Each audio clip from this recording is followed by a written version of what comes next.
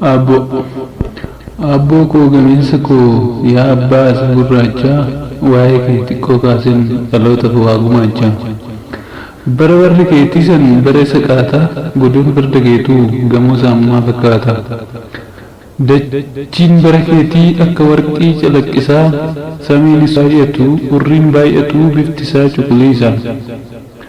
Bukkaan bara keetii isa daadhii roobu isa gaarii magarsu kan qananii marmaarsu biqiltuullee magarsee lalisee dagaagsu. Aduun bara keetiis naman gubu mataa qaamni dhala namaayyuu isuma sooratee isumaan jiraata miirri isaayyuu ifee mukukkula fakkaata. Barroo barri sana bara bariin qaataa durdureen hin ibsu jaarran isin lakkaa'u milineemiin hin beeku tiriliyoonnis hin lakkaa'u.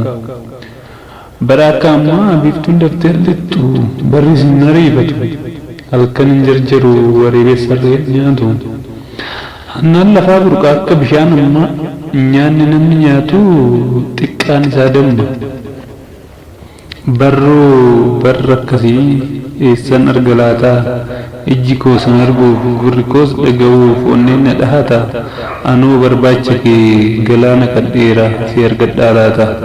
Anoo barbaacha kee galaana kadheera si argadhaa laata. Tulluu Lataa Ambaseeti.